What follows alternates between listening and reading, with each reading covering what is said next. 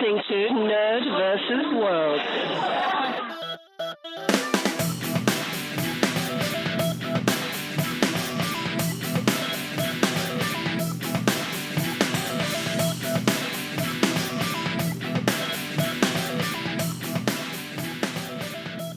Hello and welcome to NerdVsWorld, episode 9, Jason and the Argonerds.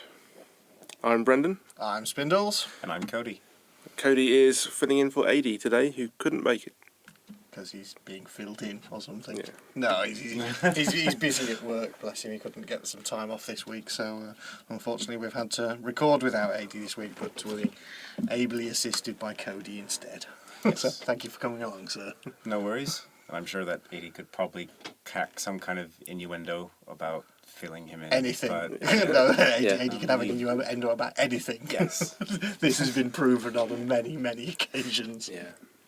The man is a walking innuendo metaphor. It's very true. But we've promised him an AD spectacular when he comes back. So. Yes.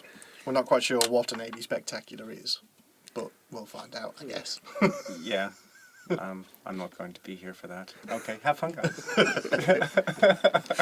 Cool. How are we all bearing up in the seasonably inclement weather?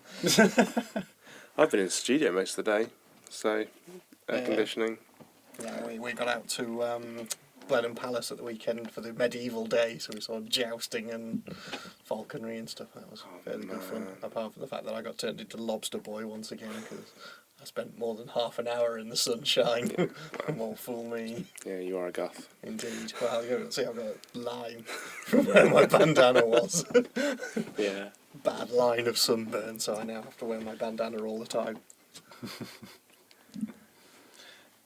Yeah, no, and just went to a beer festival in Reading, which was very nice.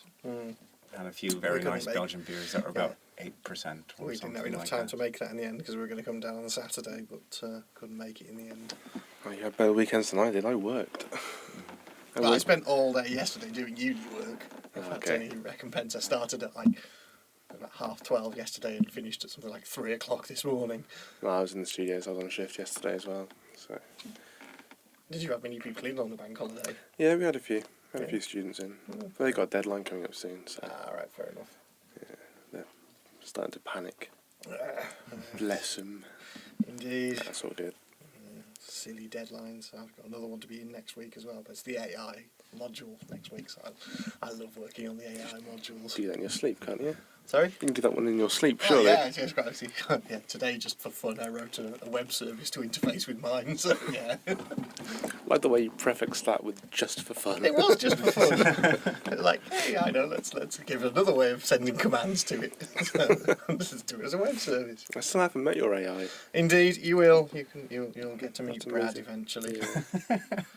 The AI, Brad. Yes, the basic robotic assistant demon, Brad. His job is to like Google stuff for me and check Wikipedia and read my mail to me and stuff. Oh yeah, I think I've heard you talking about him before, actually. Yeah, so I can just get him to do various things for me that I can't be bothered doing myself. Replace menial tasks with a cron job. Well, that's how it starts, and then eventually they get their own sentiency and Indeed. become self-aware. Take over your household. Well, yeah. Get the interfaces put in for it. Because we bought Roach and Joe, we got them an X10 starter kit as their wedding present. So it's a home automation starter kit for remote controlling lights and kettles and stuff. Nice. Yeah, it's very cool. I'd like to get to the stage where, like, your house can sense your car pulling up. Well, it can you do with RFID chips. Yeah. So yeah, you can do it now, because that's what the guy who's professor of, I think he's professor, is he robotics or neuroscience, something like that, at Reading University. He's created like RFID chips that open doors for him and everything, and as he just walks into them. Amazing. And he even went as far as creating a neural interface between him and his wife that allowed them to share sensation between each other. So it's a kind of prototype neural interface. Wow. Yeah. I just wanted something that could have the kettle boiling by the time I got in the house. That's all I wanted. Yeah, I think I saw him in a documentary actually on Ray Kurzweil. Yes, I do. Yeah, Ray Kurzweil's another very interesting man. If Yes. have you ever heard the Our Lady Peace Spiritual Machines album? No. It's a concept album by Our Lady Peace about kind of the birth and creation of AI. It's got Ray Kurzweil doing loads of voiceover stuff on it. Cool. You know, not heard I've that? not heard that one, no. Spiritual Machines, it's a fucking awesome album. It's Our Lady Peace's 4th album, I think. Okay. And it's all just this concept album about AI, and it's got segs by Ray Kurzweil in between all of them, kind of giving an alternate future timeline of what happens with AI when the machines take over. Very, very cool album. Sorry, the microphone can't see me smile when he mentions that, but it was a very big one. Yeah, you'll have to show me that at some point, so I'd really like to hear that. Oh, cool. Well, yeah, by all means, next time you're around, have a listen. It's one of my favourite albums that they've done. It's a cracking album. Speaking of giant machines, I've finally seen the whole of Robot Combat League Season 1. I've seen the first couple of episodes, but it's brilliant. I've seen the whole lot. I watched it all in a day. It's awesome. It really is awesome. Have you seen it yet? No. Do you know what it is? No. It's giant robots that are half powered by people who move them and people who fight with them in a kind of real steel type remote interface. And basically the robots just go in the arena and bash the shit out of each other. And whoever wins, it's like Robot Wars, but with giant, like 8-foot robots. Pneumatic very fists. entertaining. It is. It is. Hosted by Chris Jericho. It's awesome. But yeah, so I've watched the whole of that now, so I won't spoil it and let you know who wins, but... No, it's getting around to watch these things now. There's too many shows. I've more or less given up on Defiance. I still haven't watched episode 3 yet, so I watched the second episode, and it was marginally less shit than the first. Yeah, well, I haven't seen any of it yet. I think sat down and there's some of it on terrestrial or something, and we're just like, oh, Defiance is on. Oh, this is not the first episode. they're only up to episode 4 Yeah, now. yeah, I think episode 4 was literally That was on last night, yeah. But no, I just haven't found... the second one, so much as it was like slightly better, it had the most appalling Nirvana cover at the end of the episode that just made me want to hurl. I almost rage quit. Yeah. I've had enough now, that's it. Rage quit, table flip. Yeah. Not watching this show again. Because it was a choral version of Come As You Are, pretty much, wasn't it? Yeah, it was. Yeah, it was just shocking. Yeah. My taste was offended. Yeah, I seriously lost my calm over that. I don't know why. It's just the stupidest things. I liked the episode up to that point. And then that just The episode was, completely ruined it. Yeah. Yeah, it did. It was foul. It's like everything after the intro credits of Prometheus. Up until that point, I liked it, and then once the film started, I hated it. I still haven't found a price low enough for me to buy that. They're going to have to give it away with a hot cross bun or something for you to even consider it. One of your Sainsbury's pizzas. Oh, yeah. Can I interest you in a free copy of... Fuck off and die! You can keep your pizza. Have you seen the couple of spin-off shows? Due kind of web series spin-offs of things of Person of Interest and... what was the other one? Elementary. Elementary. I saw the Elementary one because I really like Elementary. Yeah. That's really got me hooked. It is. Person of Interest I haven't watched. Person of Interest is fantastic. Yeah. Yeah, it's a brilliant show. I think we ranted about that on one of the first ever Side 80 shows because it's really fucking good. Okay. It's the same kind of premise over and over again. My daughter kind of goes, well, it's just the same thing. It's boring. I get a number and they try and save them, and that's it. It's social security number of the week. Right. I like the first couple of seasons of House. Yeah. But it is a really good program. It's very darkly humorous as well, which is what I really like about it. I'll have to check it out because I'm having a moment now of catching up with old TV shows that I've missed out on for various reasons. I mean, Battlestar Galactica. I just finished rewatching all that. I think there's a lot of dummy spitting on my behalf. First time round, I just completely avoided the show. But now I've started watching it. And I got to say, first season was awesome. Yeah. Second season was good. Third season drags. And I'm sorry, I just find Starbuck to be insanely whiny. Yeah, she is. Yeah, she is insanely whiny. Yeah. I haven't got season 4 yet. Guys, Baltar. Yeah. Baltar is awesome. He's easily the best character in that show. Actually, no, I tell a lie. Mark Sheppard's character is the best character in the show. I've just as met the him. lawyer. Yeah, the lawyer. Oh, yeah. He is absolutely fucking brilliant. And the chief as well. I quite like the chief. Chief Chief Tyrrell, yeah. But then again, he turns into a whiny bitch in Series 4 as well. Well, I haven't got Series 4 yet. But you know what, he was quite whiny in Season 3. Yeah. I don't know. It became more of a drama.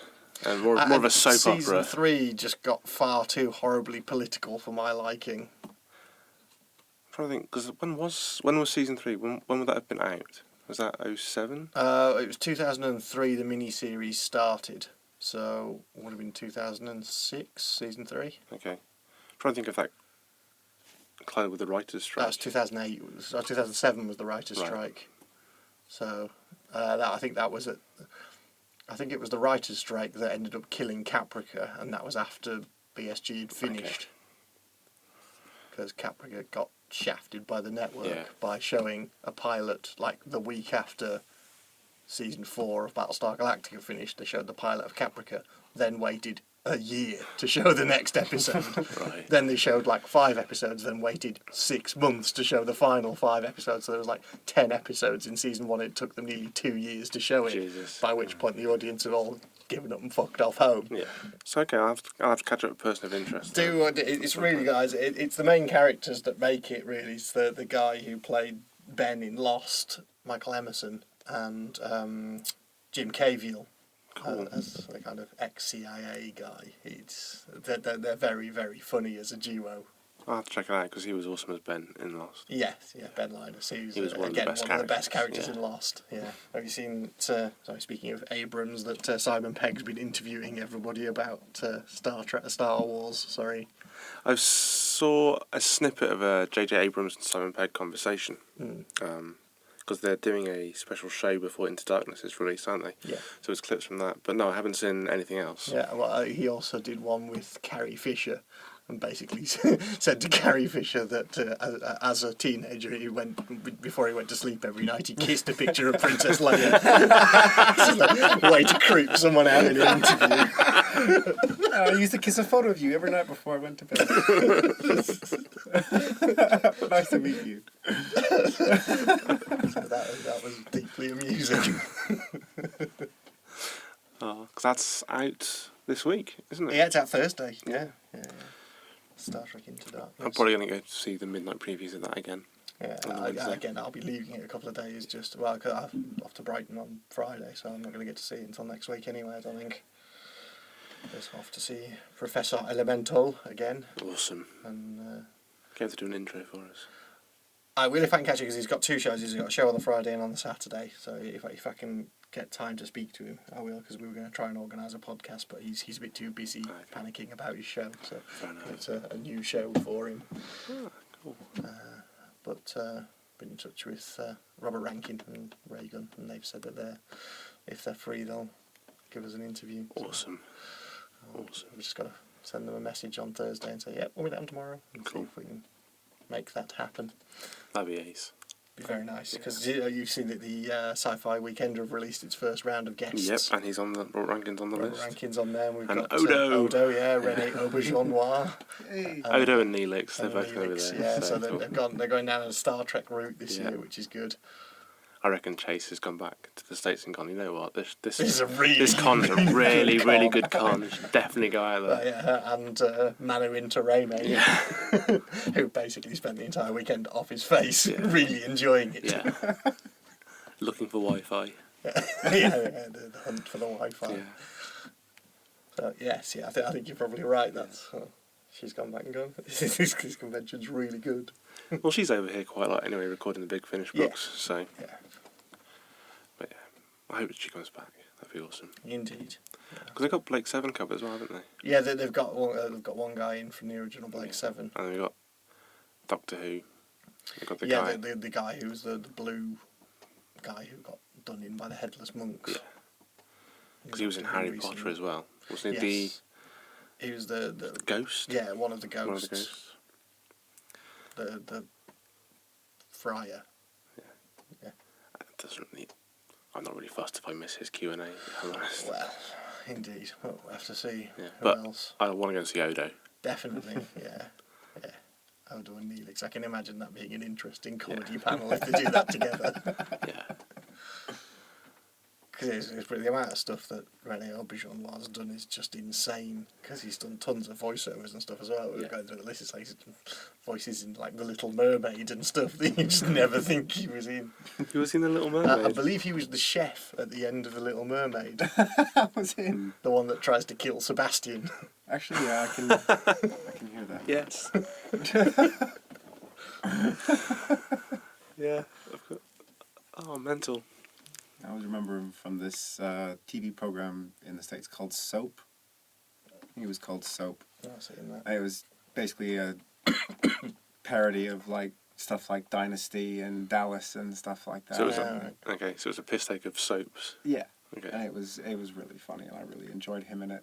He played an absolute bastard in it. Basically, like spoilt rich guy who's a bit of a douchebag. Fair. Another thing we got up to at the weekend was showed them comic book villains. Right, and people came around to mine. That was comic great. book villains. Have you seen that? Mm-hmm. It's a Such cracking a film. hidden gem. Yeah, it is. It's a very kind of low budget one, but it's got Donald Logue, DJ Qualls, Kari Yules, and a load of other people in it. But basically, it's about two comic shops in a small town who hear about a guy who dies, who has been apparently collecting comics all of his life, and they're basically trying to get the comics. And it ends up escalating into violence and murder and arson, and it's an absolutely genius film. Okay, I'll check it out. Comic book villains, yeah, it's an old one, but I think it was like kind of maybe mid-90s. Okay. But yeah, very, very good. Have to Awesome. watch it. There's a lot of kind of subtle nerd references in there, And some not so subtle and some ones. not so subtle ones. Yeah, yeah, it is very, very good. I did like the trailer for Tongan Ninja. Tongan Ninja, yeah. Which I Tongan want to see now. Well, next time you come round, because I have that as well. Yeah. So Tongan Ninja was one of my picks for the worst films to take along to the sci-fi weekender. Yeah, that Amnesty. Yeah. Yeah. It was, I can't remember the strapline, something like all the martial arts prowess of the Rocky Horror Picture Show and the musical numbers of Crouching Tiger, Hidden Dragon. It's very, very funny. Okay, so why would that be in your Amnesty? Because it's just so bad. Okay. It's brilliant. It's really, really low budget. Honestly, it's like the kind of wire work is where they kind of go like that, and then they get pulled along in the air really slowly. Okay. And then before they have fights, they have like the names come up with stats: action fighter and knife man. It's just really, really shockingly bad. Right. It's one of those ones that kind of we put on at like 3 o'clock in the morning at mine when everyone's wasted. This time you usually put Monkey on as well. Yes. I think there's anything else that caught my attention recently. Well, we're talking about the TV spin-offs and Elementary getting one, which is the Irregulars, isn't it? Yes, the Baker Street Irregulars. Yes. Which I'd like to see how they do that. But from what I've seen in the show, the people who are in the Baker Street Irregulars aren't kids in this. No, the only guy I can think of who would be in it would be his sponsor, the car thief. Yes, well, there's a car thief, and then I also think that there was another kind of homeless type guy that he was talking to in one of the episodes, and they did actually mention the Irregulars in the show at that point, so I think it's going to be, rather than kids, I think it's going to be the kind of homeless and down and out populace of New York. I think it'll be an interesting take on it, because they've had an interesting take on the whole Sherlock canon anyway, so Yeah. I'm intrigued, because I wasn't sold on that show when I first saw it.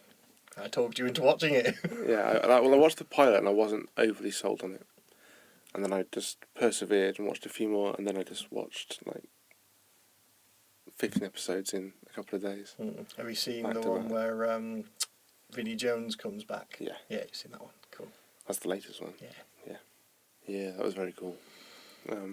But yeah, it's actually a really good show, and so I'm intrigued by the idea of a spin-off, and it's a web series, isn't it? Yeah, both of them are going to be webisodes. Yeah. So yeah, there we go. More web-based programming. Absolutely. The way forward. Oh yeah, so thankfully Elementary's been renewed as a person of interest, as has The Mentalist. Yeah. I'm glad about that, because The Mentalist finale was fucking awesome. Yes, this And the setup, because I've got a feeling next season will be its last. I think so, because of the way they've set it up. Yeah. They've got it down to a certain amount of people that Red John could be, and now the rules have changed. Yeah. So yeah. Because it was on the bubble this season. It really was a coin flip. Yeah. So I think they've probably given it one season to finish it off. But yeah. That'd be good. Criminal Minds has been picked up again. Well, they've got the writer and the producers on board. The problem with that is that the ladies are demanding equal pay. Oh, okay. I was reading an article about it today. So the girl who plays JJ and the one who plays the lab technician, I can't remember her name, the kind of techie one, but her anyway. Yeah. They've apparently been saying that they get nowhere near the amount of money that the male stars do. Yeah. So they've refused a final offer apparently. So we'll see how that turns out. Oh no, because Jennifer Dre's my favourite character. Yeah, that's two of the leading ladies in it have said that they're not getting paid enough. So well, they negotiate individually. Yes. Which is, I guess, kind of the problem. I think if they negotiated as a group, they might have more sway. Well, this is why the ladies are kind of saying together that they don't get anywhere near as much as the men do, so they're demanding equal pay, which is fair. Yeah, it's fair enough. I mean, like you said, some of the characters, some of your favourite characters are... JJ is my favourite character. Because she left for 1 year. Yeah. She left for a season, then came back. Yep. Well, good luck to them. Yeah, I hope for sure. they get it. Oh, I hope so. I hope the show comes back. It's a fantastic great show. show. Criminal Minds is a great series. It's one of the few shows that makes me genuinely squeamish. Yeah, well, we've had this conversation about it before because we basically mainlined 7 seasons in about 3 weeks. It came out of it being very dark. Did you ever watch the spin-off series for that? No, we've got it. It's on Netflix? Yeah. Or Love Film? Love Film. Yeah. Suspicious Behaviour, isn't it? Yeah. That's very good. Is that good as well? It's really good. It's a very short series. I think it's like 6 episodes. Yeah, there's maybe? not many of it at all, but yeah, it's one that But it's Forrest Whitaker and Janine Garofalo, and it's brilliant. Yeah. It's a very, very good series. Yeah, I'll have to give that a go. Well, it's going to be that time of year again, isn't it? It's coming up to... Well, they're spinning off loads of stuff again because they've done another backdoor pilot in NCIS called NCIS Red, and it was 2 episodes of NCIS LA, which, if that works, then it will be a spin-off of a spin-off of a spin-off of a spin-off. Because it was originally JAG, then NCIS was spun off JAG, and then NCIS LA was spun off NCIS, and then Red spun off NCIS LA. That's crazy. Touch is gone. Has that gone, has Touch it? has The been Keith cancelled. Sutherland one? I've never even watched it. That's gone. But we should get a full list of what's been cancelled and what's been renewed in the next couple of weeks. Yeah, I know the majority of them are already up on Digital Spy. They've got a scorecard thing on there that says what's been cancelled and what hasn't. There's still a few shows left to run out their seasons. Yeah, well, Warehouse 13's coming to a close because that came back on a couple of weeks ago. I think Big Bang Theory's got to come to a close. That's still going. Next season of How I Met Your Mother is the last one. Yes. Thank God. Season 8. I've not even seen any of it. I dropped out at season 8 halfway through. I just went, enough's enough. They're just doing the same joke over and over again. There's only so many times you can say, I'm just going to watch this because Barney's cool. Yes. Yeah, at some point it's go, sorry, he's now doing Neil Patrick's Neil's Puppet Dreams. Neil's Puppet Dreams, which on is infinitely superior. Which is much better. So I don't have to watch How I Met Your Mother to get my fix. I can just watch something better on the Nerdist channel. Let's go, because he's just as awesome in that. Neil's Puppet Dreams is fantastic. Yeah. That's great. Utterly inappropriate, but my daughter finds it hilarious. Awesome. Actually, it's in the episode with Nathan Fillion. Yeah. Yeah. Yeah, How many references can you crowbar into his career in the intro? Yeah, that was brilliant. Very, very funny. The Castle's been picked up for second season. Well, for Sixth season, I return think it season. is. Yeah. We're on now, sixth season of Castle. Yeah. Yeah, and so we're almost at the end of this season of Castle, because... Episode 23 was last night, so... Yeah, because they had to flip the episodes round. Yeah. Because of the bombings thing, so they swapped their bomb episode around. They had that one last week. Yeah, but both of them have had a bombing, that's the thing, because last week's they had... It was the one where she was stood on the bomb, and that's the one that got changed, because that was supposed to be the week before, which was the week after the bombings. Right. And they swapped it for... Oh, hang on, or was that... No, they've... Is that the clip show one? Yeah. Right, because we turned that one off. I'll watch that another point, but we got about 20 minutes. It was brilliant. Well, we got about 20 minutes in, and we're just like, it's like 2 in the morning. We can't be asked with a clip show. Because it was the 100th episode. I'm sure it was. Was it? No, the 100th episode was the one where she set up the murder across the street. Yes. Yeah. That was a great episode. Yes. That was the Rear Window spoof. That Apologies was if I've just spoiled that for everyone. Hopefully it's vague enough. It's okay, I haven't seen enough of it to even know what you're talking about. I think I've only seen one episode that Emma introduced us to when we were around at the weekend. Right, okay. Which Although episode? I have to say, really enjoyed that. Yeah, Castle it's great. It's a great show. That's on Love Film now as well. Is it? Yeah.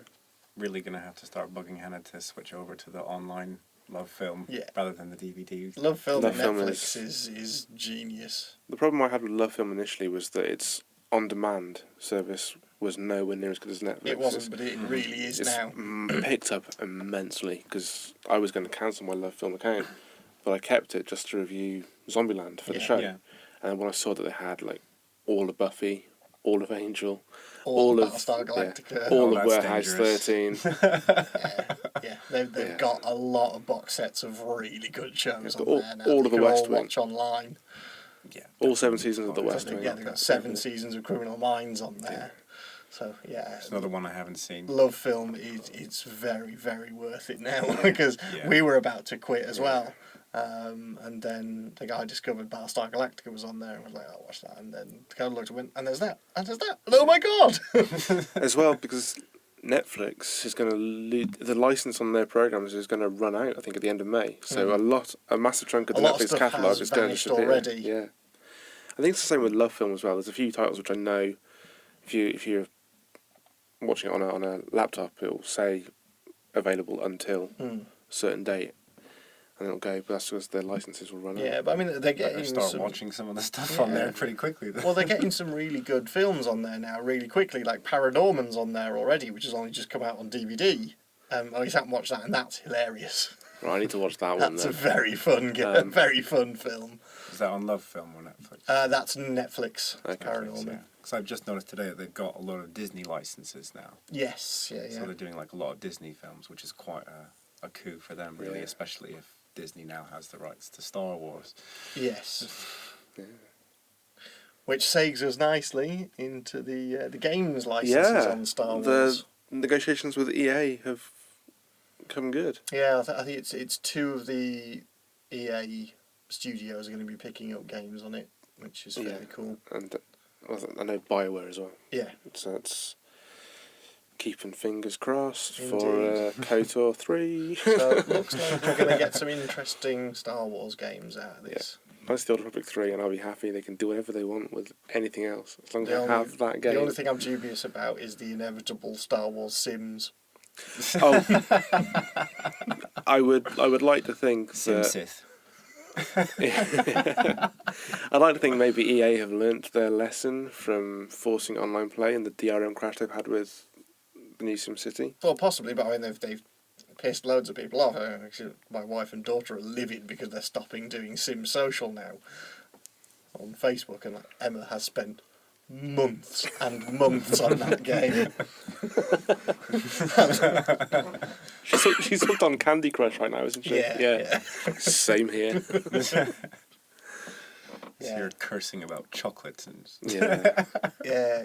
A living room conversation has taken a definite downturn. But yeah, the Star Wars thing, That should be cool. I'm glad to see they're doing some games, because there was a real worry when they closed LucasArts. Yes, yeah, there was that. Yeah. Because I know the Who was going to pick up the licenses? Yeah, because I don't think we'll get a Battlefront, the Battlefront 3. Possibly not. Cause, which is a shame, because the Battlefronts are some of the best games. Yeah, because that wasn't a LucasArts license, it was just published by them. It's developed by somebody else who's not an EA company. Yeah. So I don't think we'll see that. And I'm guessing we won't see 1313 either. Probably not, no. But one thing that is coming out, which is a movie tie-in, is a Pacific Rim game. That could be made by anybody, it would be amazing. That film just looks too good. Indeed. How long have we got till that now? It's July, isn't it? Is it July? Is it July? For some reason I thought it was like end of May. I'm hoping end of May, but I've got a feeling it's July. Okay. Because they're really ramping up on the trailers and publicity for it at the moment. Yeah. Well, they're trying to catch everyone who's watching the Star Trek trailers, aren't they? Yeah. So, yeah. It should be a good year for sci-fi films. I mean, we had our list like back at episode 2. Mm. And so far they've been good. Yeah, indeed. Iron Man 3 was awesome. Iron Man 3 was awesome. I did a quick review of that. We put that up separately as a little 4-minute review. Yeah. And I was trying to work out how to do these reviews. And it took me ages to write that script for the review. I thought, do I try and be funny? What do I do? And in the end, I just thought, look, it's expensive to go to the cinema, so I just want to do a review that says, spend your money, don't waste your money. That's the bottom line for my reviews. Yeah. So if I think it's good, I'll say it's good. If I think it's shit, I'll say it's shit. Having watched it in both 3D and 2D, the 3D really didn't lend anything to it. I never thought that it would. In fact, it actually made parts of it difficult to watch, because there were bits where it was very blurry in the background of scenes where the conversion hadn't been done very well. Yeah, I found that in Thor. If I'd have known it had been a conversion, I probably wouldn't have gone to see it in 3D, because the conversions don't tend to be anywhere near as good as ones that are made specifically for 3D. Like Judge Dredd, for example. Like Judge Dredd, which was really fucking awesome in 3D. See, I missed out because I've only seen that in 2D. And Avatar, which was fucking awesome in 3D. That was good in 3D. That's the only film that I've been happy with in 3D. Yeah, films that are made for it come out really well. Tends to be animation ones come out very well. Like Coraline was amazing in 3D when I went to see that. It's a fantastic film.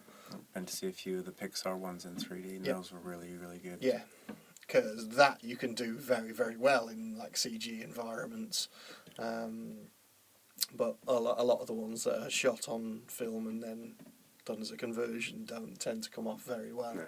So yeah, having seen it again in 2D, I think it was less distracting in 2D, and I enjoyed the film more. Why you enjoyed it more? Yes. Awesome. Yeah. Because I saw it in 3D because those were the only options available for the previews. The previews were 3D or no previews at all. Yeah. It's like, well, it's one of the things that I find frustrating with 3D now is like a lot of the new films that are coming out, you have to wait for a decent showing of the 2D. Like with Avengers, it was like for a week or two before you actually got any 2D showings. Everything was like 3D, I think. Yeah, again, I saw that at the previews and I went for it in 3D because I'm just impatient.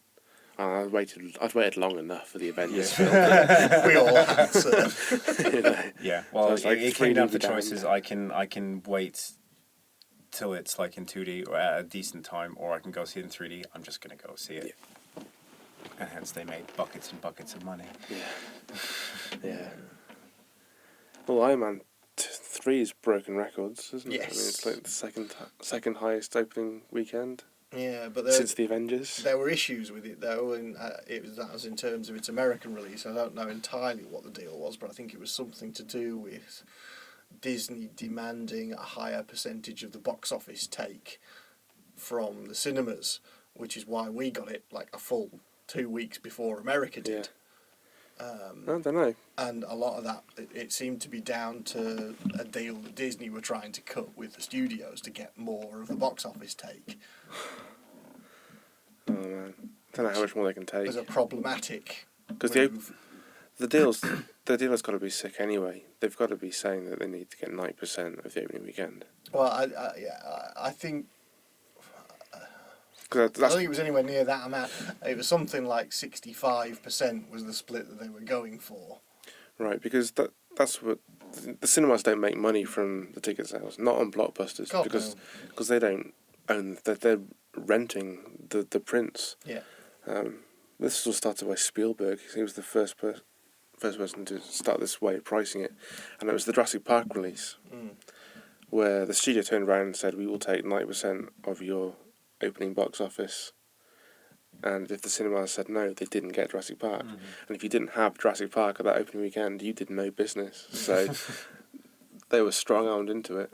Yeah. And that's essentially how it's been. And then, like, the percentage that the cinemas then pay to the film studios goes down the longer the film is shown at the screens. Yeah. But then there are some small indie prints that the companies do just buy. And those ones, that's where they make money. But mostly it's all on concessions. Yeah.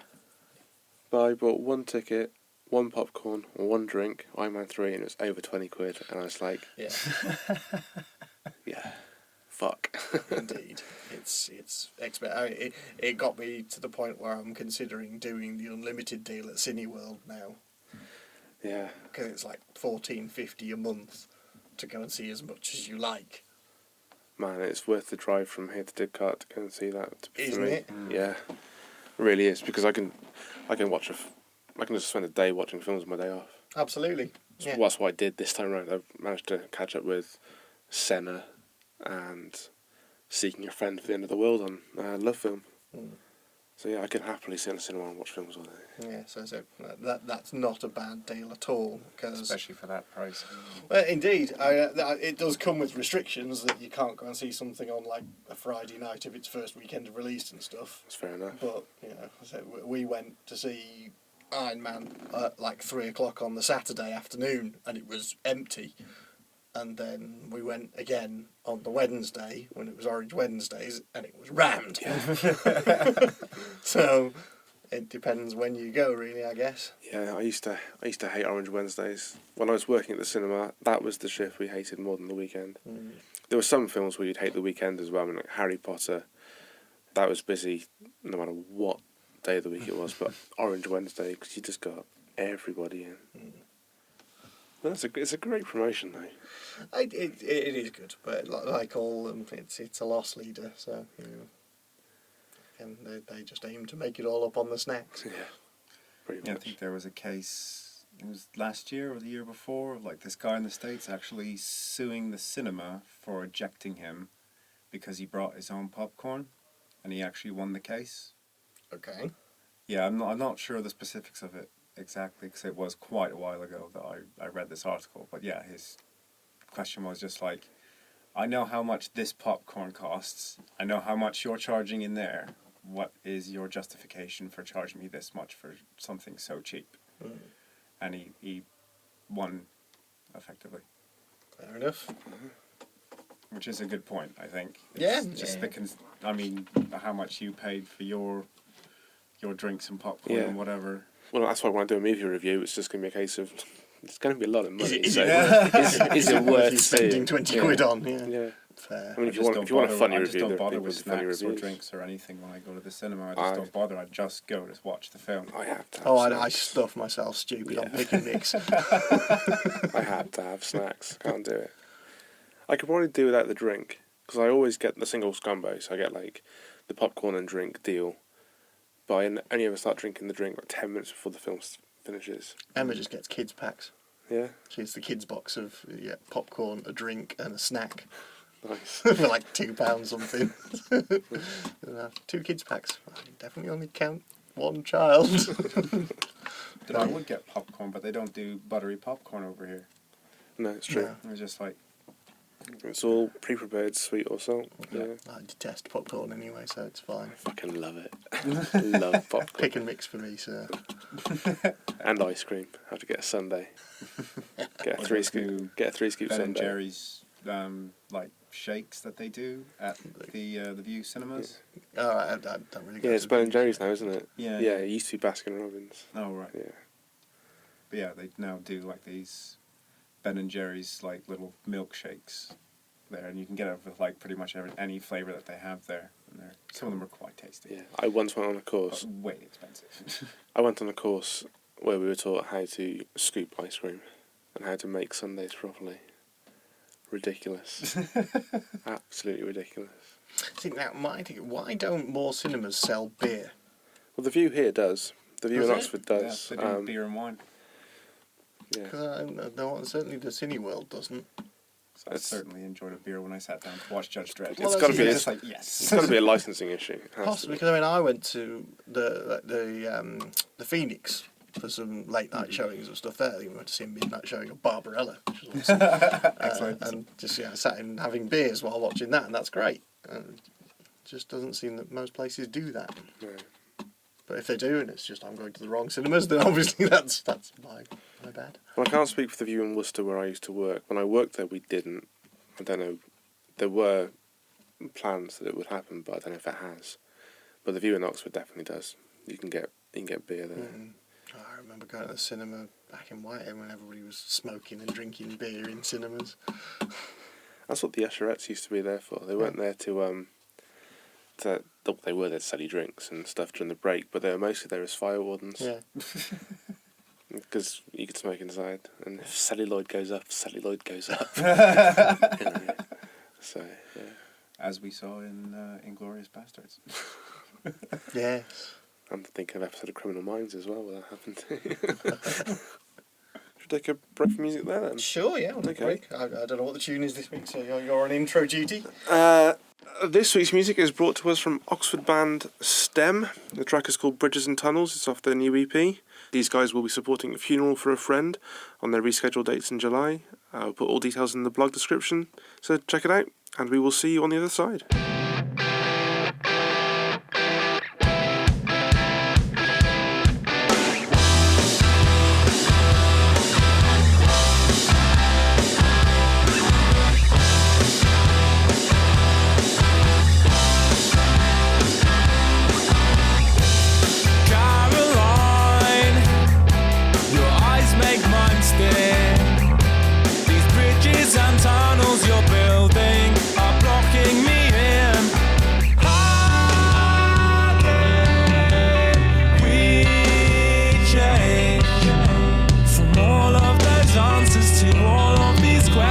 In time,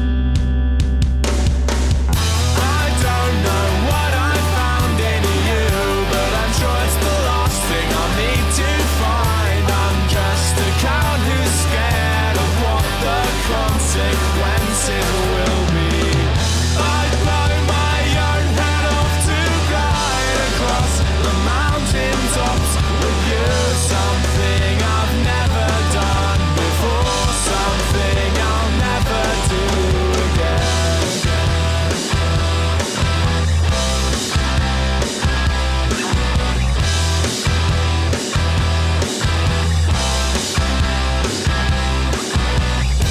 I wish all my bones were able to bend, so it didn't hurt when you walked on my backbone again. How did we change from all of those answers to all of these questions in time? I fear for every one of us, the bridges you've built, the tunnels you've dug are so deep. I know that you are red like me. I've seen in your eyes the darkness inside it shines through. I don't know what I found in you, but I'm sure it's the last thing I'll need to find. I'm just a coward who's scared of what the consequences will be.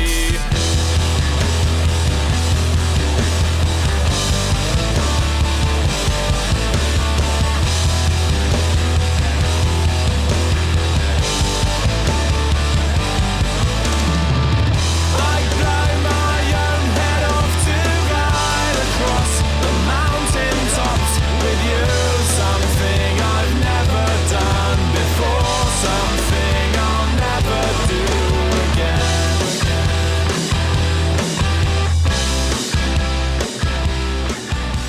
Welcome back to part 2. that was STEM. Thank you so much, guys, for letting us use your music. Like I said, all descriptions for the band and their site and their upcoming gigs will be in the show notes. So check them out on wonkyspanner.com and give them a listen. No one-line review from me this time because Brendan's been mean and not letting me listen to it. So I'll listen to it and I'll put a one-liner in the show notes. Cool. So I'm gonna guess they're like Pearl Jam mixed with Eurythmics. Swing and a miss. Damn. Right, cool. So usually we have a talking point the second half of the show. Last week we raged about remakes. Yes. Just a quick follow-up from that. It has been announced in the interim weeks that Luke Evans has been cast as the Crow. Yeah, looks like it's happening, folks. Yeah, Who's Luke Evans when he's at home? exactly. Yeah, he's a Welsh actor. Apparently, he's currently in The Hobbit. Well, he's in Desolation of Smog. He's the bard. Okay. Yeah. All right. Still don't have any idea who No, he is, no, but I'm no, sure no, we'll no. be getting his face plastered all over everything. Yeah, I think he's in Fast and Furious 6, I think. Oh, God. But that was the worst thing about Iron Man, was that 5-minute segment of Fast and the Furious 6. Fucking bashing my head against the floor when that was on. Did you? You see? The whole cinema was laughing, wasn't it? Yeah. I was like, this is ridiculous. It's like, Fuck off. Fuck. and why did The Rock introduce it? Because he wasn't in that bit. Now I am so happy that I paid 20 quid to watch the previews. Oh, 'cause you we didn't get that. Oh, dude, it wasn't the trailer. Result. It was a whole scene from the film. Oh no, we didn't get it. It was a whole car chase involving tanks and silly CGI, and it was really, really bad. No, missed it. Gutted. You're lucky. I've had to see it twice. That was the worst thing about going to see Iron Man, was that It's almost twice. worth turning up late for... Well, I'd completely forgotten about it, and then because there were some different trailers on the 2D version to the 3D, so I was like, "Ooh, new trailers!" And then it came, The Rock came on. I was like, "Oh my god, no, I'd forgotten about this." I tried to blank it out of my memory. Because The Rock's injured now. The Rock got injured at WrestleMania. Shame.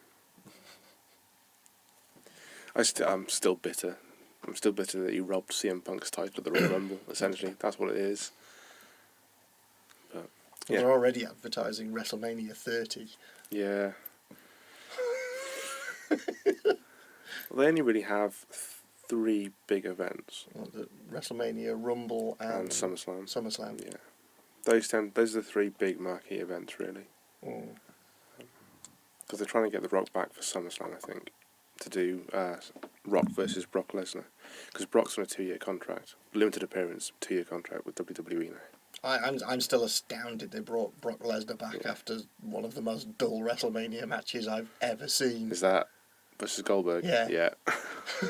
Yeah. Oh, I think they both found out that their contracts weren't being renewed, so they were just basically they just phoned it in, yeah.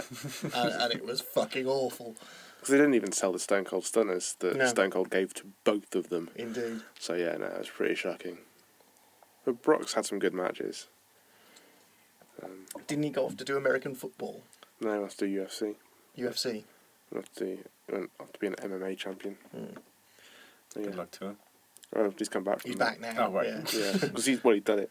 Oh, right. He went off, did the whole UFC. It was like 10 years Nice. ago that Yeah. he did this WrestleMania. I think it was WrestleMania 20. It was WrestleMania 20 years, yeah. That was Well, just good on like him. the dullest match ever. Because, both of them were like, the next day they were both gone. Yeah. Never to be seen again, well, until now. Yeah. Now we have Brock Lesnar is back, and now there's a character called Ryback, who was essentially It Goldberg. was essentially Goldberg, yeah. Yeah. So that all... Wow, we got to there from The Crow. Well, From the Crow to CM Punk. I think there's less swearing involved in talking about wrestling than Yeah, there is it's involved true, in The Crow. it's But true. we made our feelings on it pretty clear. Yeah. They're going to make it, and they've said ridiculous things like, well, it's going to be fairly close to the first one, then why fucking bother? Yeah. But, excuse me, raw.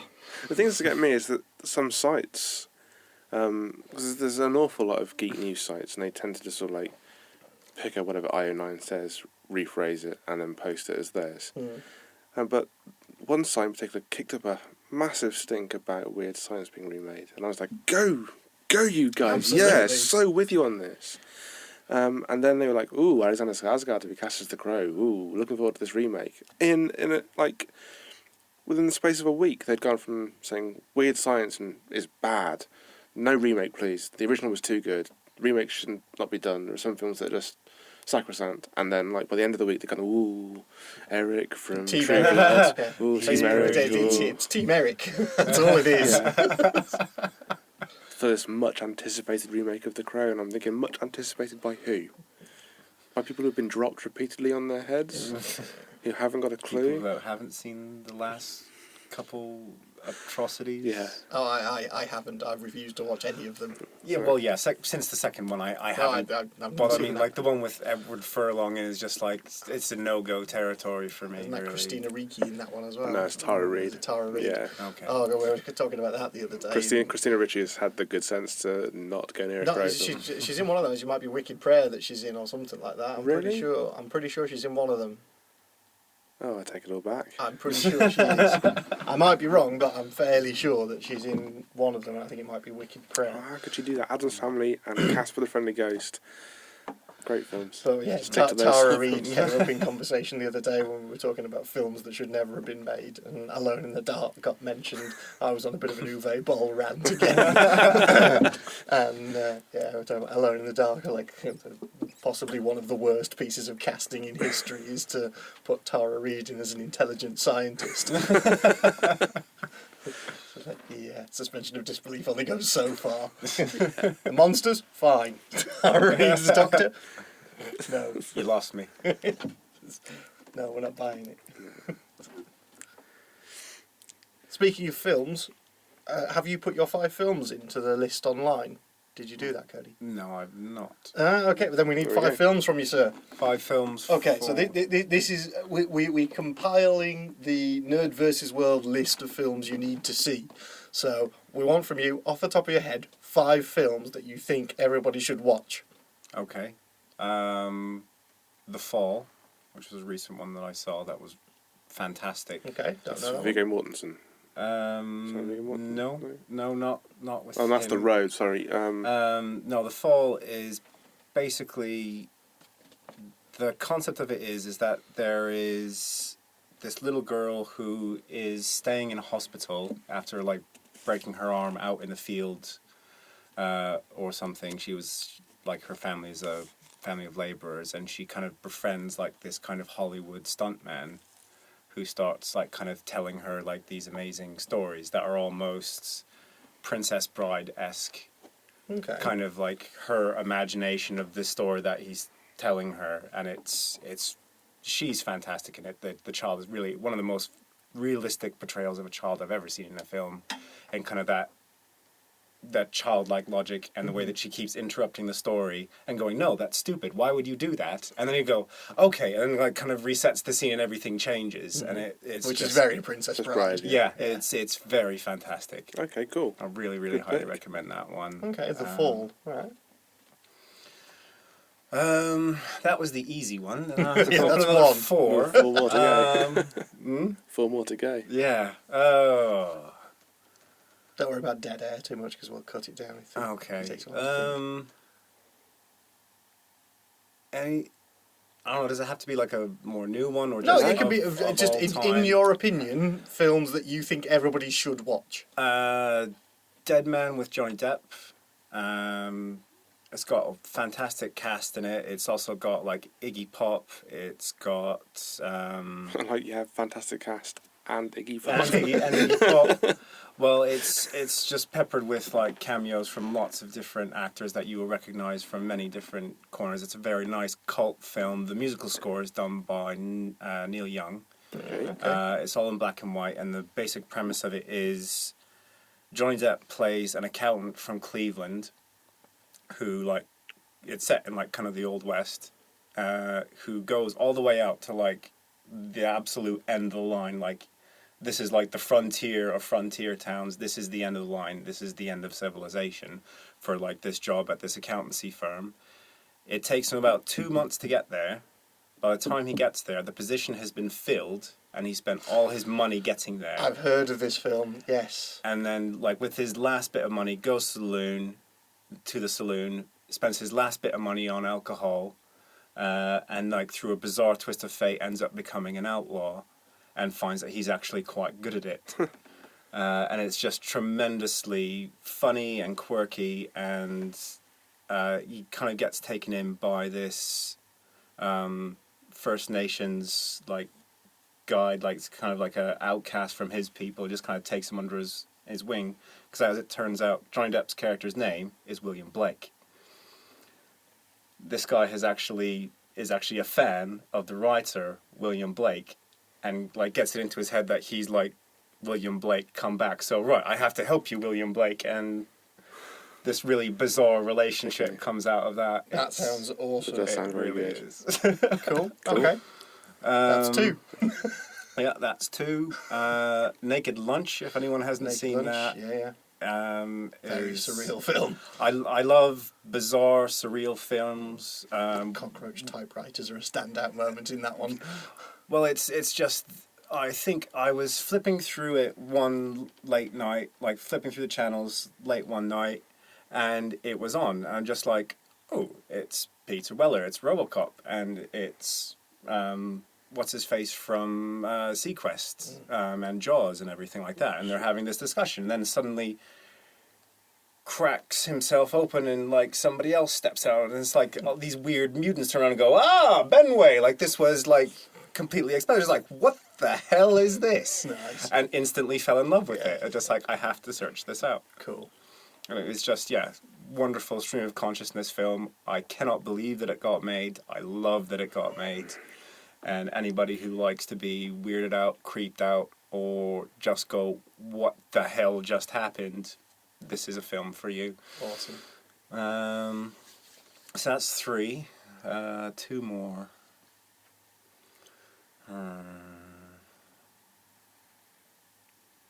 Hidden gems.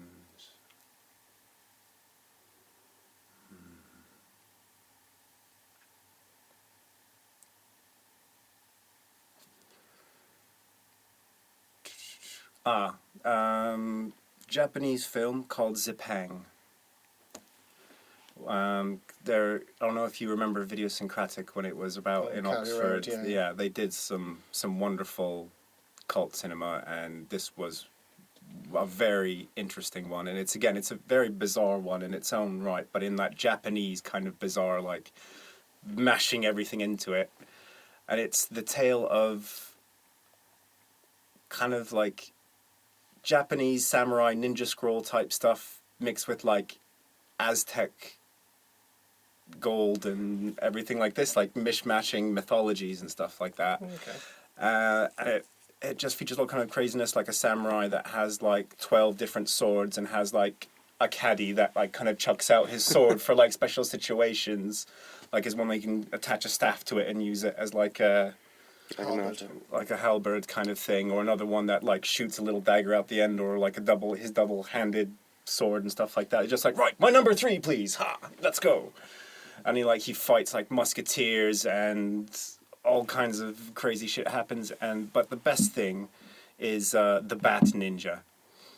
It's just like he's this ninja who's like serving the shogun and has been sent to find out all the stuff that's been happening with like this Aztec gold and these weird like Aztec deities that have come spilling out of nowhere, and trying to get hold of their gold.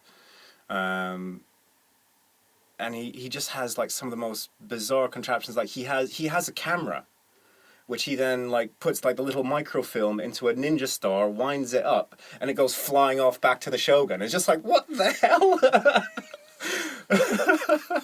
And he has like this kind of extendable claw thing, and it's just over the top, crazy silliness.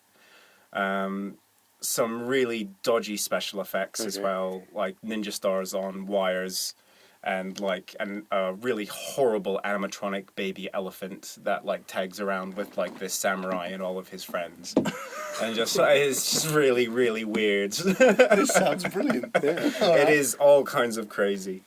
I have it on video. I might have to bring it over for Bring you it to over watch to it it, at yeah, some yeah, point. definitely. That Because it sounds has cool. to be seen to be believed. Yeah, it does. From the sound of it, yes, it does. Cool. So that's 4. So one more. That's 4. Can I crawl up one more?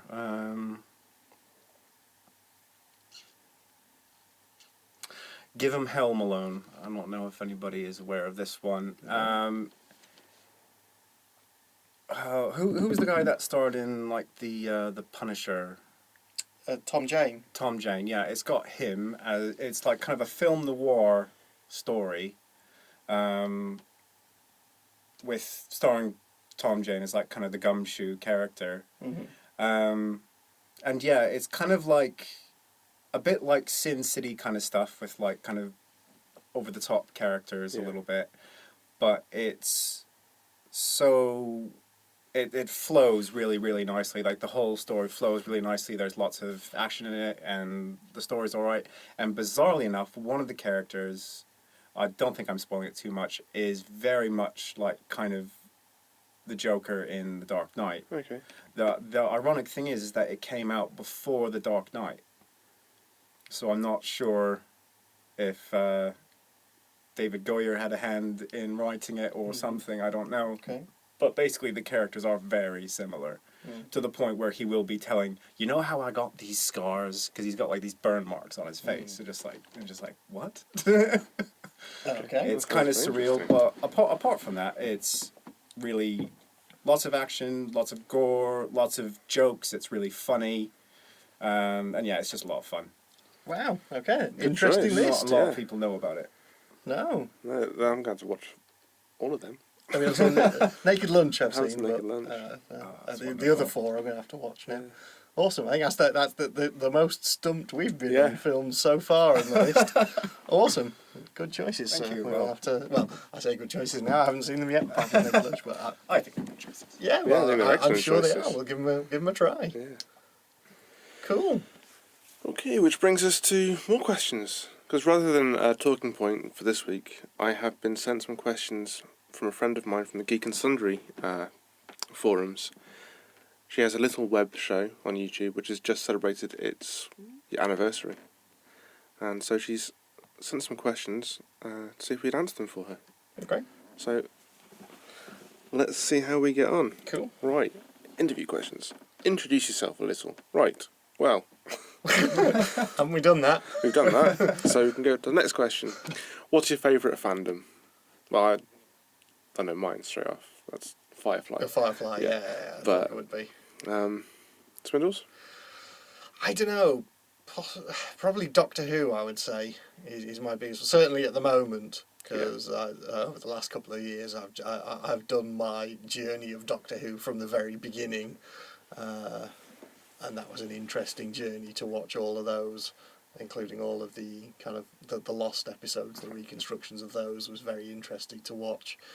And it's nice to have, because I think the point I started watching it was just as David Tennant's reign was ending. Right. So it was in the break before before the specials came out, before Water of Mars. Yeah. Waters of Mars came on. Was he finished with 4 specials? Yeah. Yeah. So yeah, basically I'd gone back and watched it all and got back to the point of where his reign was just about to finish as the Doctor. Even though I'd started it well before that, so I think I started it just as David Tennant had come in. I started going back to the start again to watch them all through. But yeah, that was very interesting. And then reading a lot, spent a lot of time cross-referencing stuff online with wikis and things, because there's a lot of information buried in there, and some of it links to the new Who, some of it doesn't. So yeah. I think I'm really into the Doctor Who fandom at the moment. Cool. That's where a lot of my time is spent. Awesome. Cody? It would be very difficult to peg like a particular franchise because there's so many fantastic ones. But I would say that it's more like kind of a genre, which is don't look at me like that. Basically, I really, really dig vampires.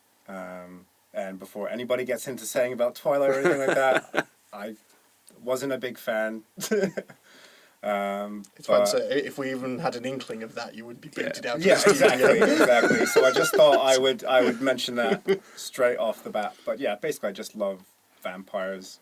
I think they're really fascinating. I've always found them fascinating since I was a kid. Okay, that's cool. I think that definitely counts as a fandom, for sure. Favourite vampire film then? Favourite vampire film? See if we can narrow down your style. There are, I would say, like 2, which are like my favourites, really. But I would say it would be level pegging, and one is Let the Right One In, and the other is Near Dark. Both awesome films. 2 of my favourite vampire Catherine Bigelow, films. one of her first ones, Near Dark. Yeah. Fantastic I'm film. surprised you didn't get a Lost Boys out of you.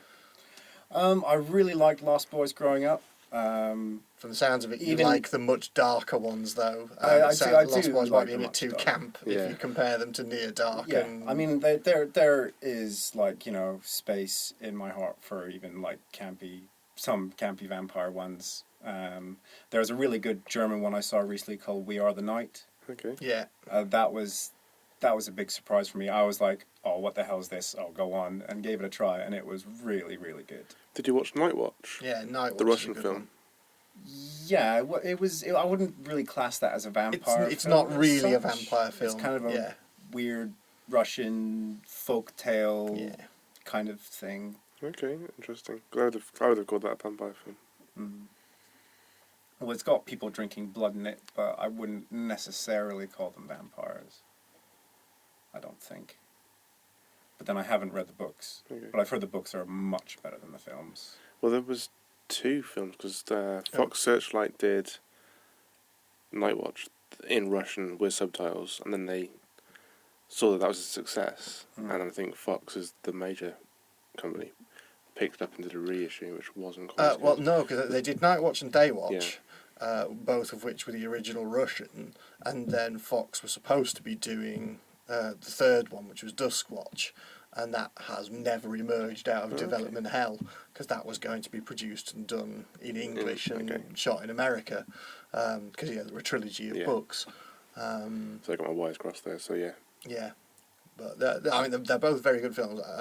The ending of Day Watch irked me, because it was another one of those horrible reset endings that I hate.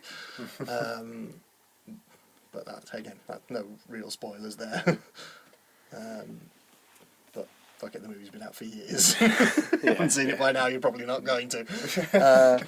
Interestingly, on the subject of remakes and stuff, though, it's something that we haven't really touched on, which is American remakes of foreign language movies. What did you think of Let Me In?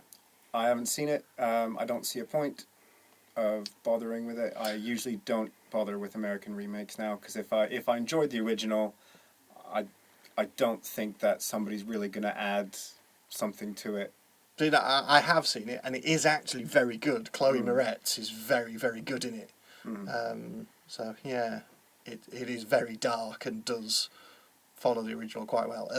Again, I see no reason why it needed to be done. Yeah. Because the original is stunning and it's still contemporary enough. Well, I know lazy. I know the American kind of mentality behind it, which is if I go to see a movie, I don't want to read. Oh, dude, believe me, I used to run Blockbusters, and the amount of times I'd get people coming up to the point where all the foreign language films had a big blue sticker on the front that said subtitles, and the amount of times I had people who got a subtitle film and then took it and then came back and went, it was all in foreign.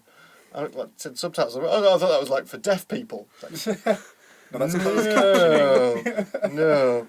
So it got to the point where I would actively say, you do realise this is in Spanish or German or whatever, and they'd be like, oh, I don't want it then. Yeah, we had Utterly lazy. we had the same problem at the cinema as well when The Passion of the Christ came out. To say it's not in English, it's in subtitles. And there's been a few, but yeah, you'd have people just walking away from box office and they go, "Oh, stuff out then," and turn around. I find it so yeah. Tell you what, we could write a sitcom based on our experiences with customers of Blockbuster and the View Cinema. I did start writing one. I started writing a sitcom set in a video store. It was called Video Drone. Right. And I got like this kind of 6 characters in it, so it's kind of half Clerks, half. Except it would kind of end up being more of a period piece now, as the Yeah. video shop is kind of dead. Indeed. Well, it's still there. I mean, Blockbusters is still, and despite half the shops closing, the other half is still going. I think it would be interesting to set it in the 80s. Yeah, definitely. Just, have like a 80s video shop. Unfortunately, I think Be Kind Rewind beat us to that one. Yeah, we could do it well. Yeah, maybe I'll have to show you the script for that one. Sweet. Maybe have a look at it. But yeah, so yeah, it was just interesting because I know we've spoken about remakes quite a bit, but we've never kind of touched on that aspect of remakes. Well, I always find on the horror side of it, I always find the original Ring to be scarier than the original remake. Japanese, And same with the Grudge. Tartan Asia stuff is yeah. I think the reason for that is in the original Asian versions, it's in like a very normal, everyday setting. It's not like the big spooky haunted house up on the hill with like very glamorous people and all this. They look like normal people. It looks like, a very normal setting, and so you're not your mind doesn't quite click like that. That it's meant to be something that's like quite frightening. So when something out of the ordinary does happen, you are jarred by it. Whereas in a lot of American horror now, it's like the cues are in there. Right, this is going to be scary. Here's the haunted house. It's a dark, stormy night, and here's da da da da da. I also think it's the actresses, the actors and actresses as well. So like in the Japanese originals, I have no idea who they are. I don't know whether they're a huge star or not, but when I watch the American version, I know that the actress is a big star. Mm-hmm. I know who the big stars are. I know more or less who's safe. Yeah. I tend to like the unexpected turns that plots take in the originals as well. Like something like Old Boy, which is hands down one of the most deeply unpleasant, shocking plot lines of a film I've ever seen. It was fantastic. It's a genius film. I really want to see his new film, actually, Stoker. Yeah. That one looks quite good. It looks like it has a lot of that macabre, twisted Asian sensibility about it, but just with American actors. Because Old Boy's been remade, hasn't it? Has it? It's being remade. It's being remade, yeah. Being done, yeah. Not particularly interested in that either. Yeah. If I enjoy the original so much, I don't see the point. Fair. Anyways, questions. Where were we up to? Right, next question is, she wants to know, what do you like to do? For fun, for work, or for your favourite project? We'll start with you on this one. Ooh, fun. Say that again. What do I like to do? Do for fun, or for work, or for your favourite project? Favourite project? I'm king of projects, or half-finished projects, unfortunately. I start all sorts of stuff and then never get around to finishing it. I don't know, historically speaking, I used to love writing and running my LARP campaigns. I very much enjoyed doing those. I think whenever I was trying to do LARP, I always tried to get to a point where the players lost themselves in what was going on. Yeah. So it was immersive as an experience rather than just being, a standard linear monster bash or whatever. It was something that all the players invested themselves in and really cared about their own characters and other people's characters and what was going on around them. So I guess that's something that I have certainly enjoyed a lot as a hobby, is being able to craft kind of those perfect moments when you see people lose themselves in the characters. Yeah, awesome. Yeah, I like to write quite a bit. I have, again, saying about half-finished projects and everything like that. It's just, I think I managed to write up an index of all the ideas, because I will just I have to write this idea or I will kind of lose it. I think I've got about 12 projects on the go at the moment and one that's only actually seeing any headway, and then my laptop died and I hadn't backed it up. Oh no, sir! Give me the drive, I can get stuff off it. Yeah. Yeah, I can reconstruct it, sir. All right. So yeah, just give me the drive. Okay. The benefits of having done disc forensics, I can recover stuff. What do I like to do Yeah, for fun? what about you, or sir? for work? Well, I do a bit of sound design. I've always been fascinated by sound effects. As in Foley type stuff. No, Foley and sound design are different things. Whilst Foley and sound design can both be used to replace an on-screen sound from the production sound, the difference would be that Foley is typically done to picture. Mm-hmm. So you'd be watching the film and you'd be literally performing the actors' actions and movements to get the sound. Sound design, you would just look at the scene and go away, and then you'd take samples, you'd record things, Create an atmosphere. create the sound for it. So I like that. I mean, Ben Burt is a hero of mine. Fair, yes. So the lightsaber sound, Star Wars in general, the sound design in Star Wars, just leave it there. Star Wars are just very innovative. So yeah, I do some sound design. I just build portfolio stuff. But that's because I'm an audio engineer, and I like recording bands, and I record bands for fun, and I prefer working with acoustic acts. But what I really like doing with the sound is sound design. Cool. And Foley. Foley is an awful lot of fun, but you have to talk to people, and sound design you can just be on your own, just get lost in. Well, I mean that's very much what I do in the music that I write. Is I just sit and I take an idea and I record it and I build the layers up and do that and make it atmospheric in a way. That's what I try to build an atmosphere within the music. I've been doing some science fiction soundscaping at the moment, and it's all about the low frequencies. All about the low frequencies, because the human body has evolved to respond to low frequencies over the years. That's why in horror films you have what's called the doom note. It's the doom tone.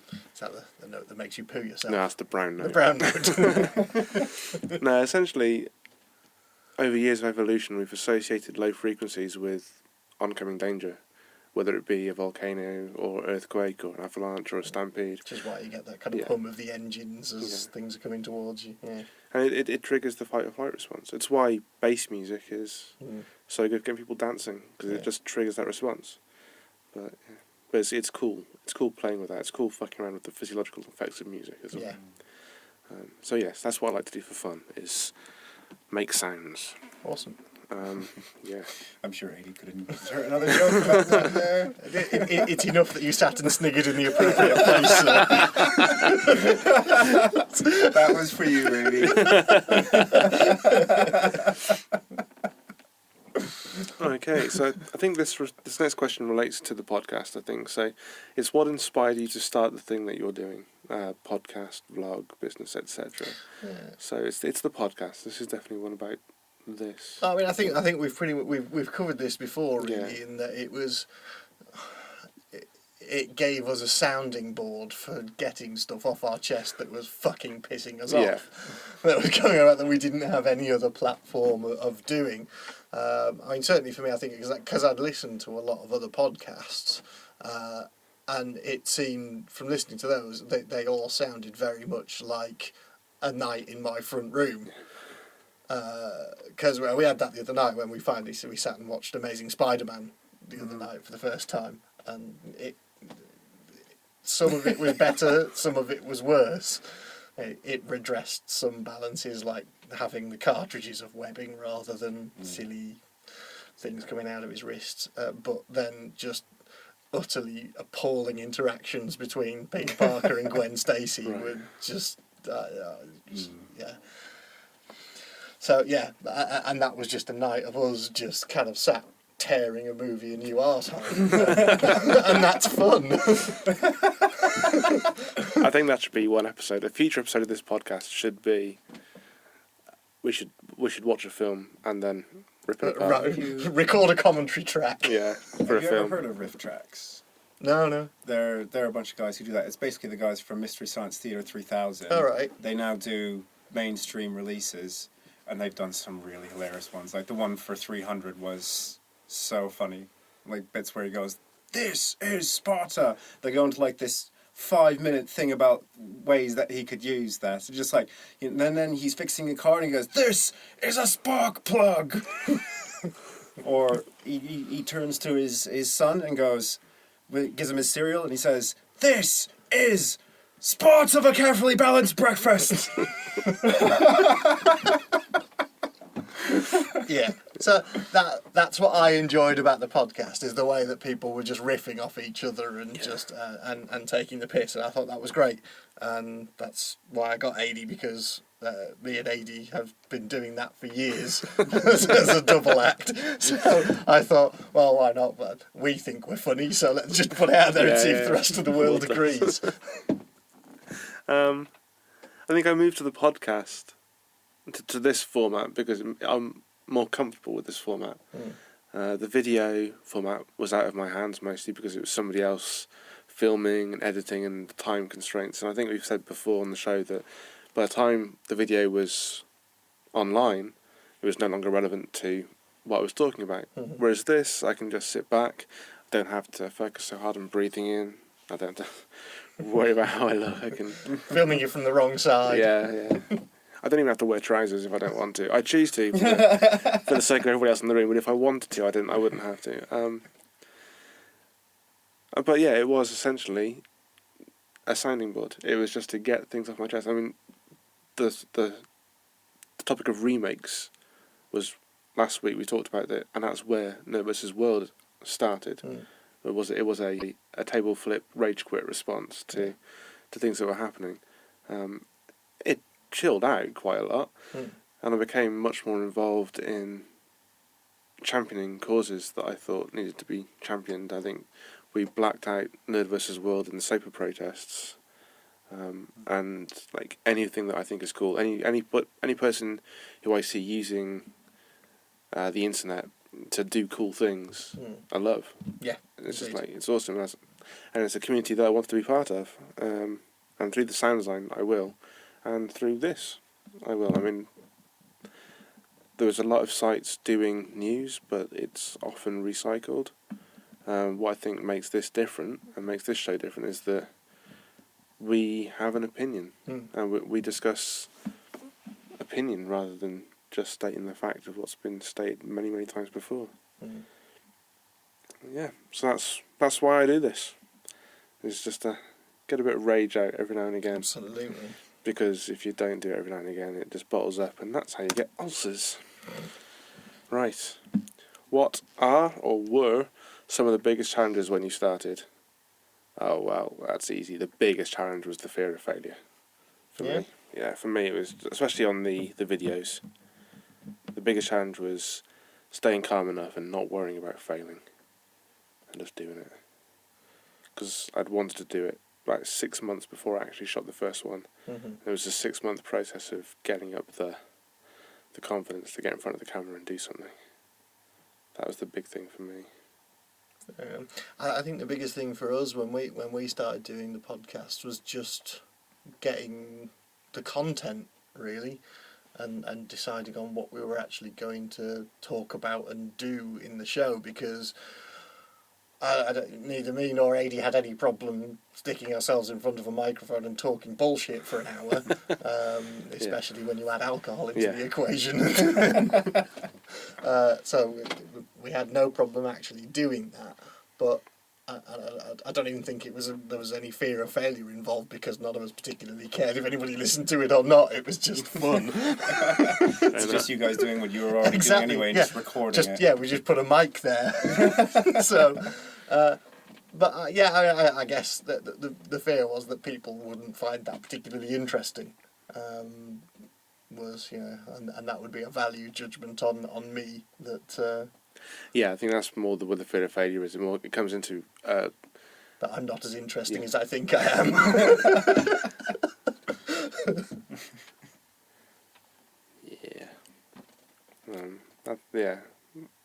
I can get a lot of that. I do. I can relate to that too.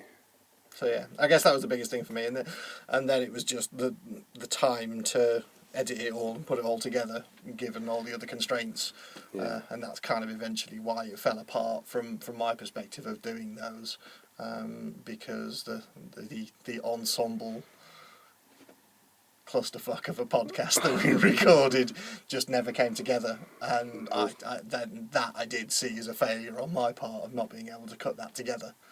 Well, that was just a massive. It was just too many people. Yeah, there was at least was there 12 of us. Yeah.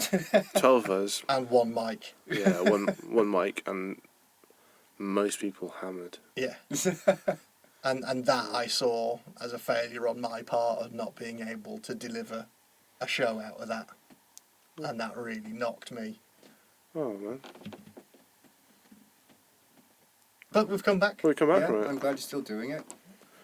Well, I decided when I started this year, it was like, look, NerdVsWorld is definitely something that I believe in, and it's definitely something that I want to keep doing, but I don't want to keep doing it in the video format, because there was too much reliance on other people to make it work, and they weren't.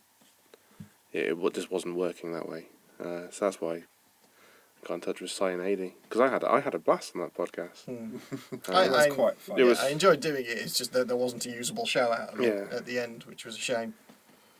So yeah, we sort of merged the two together. We have indeed become an amorphous conglomerate. Yeah. Yeah. It has life. It's alive now. It's Yeah.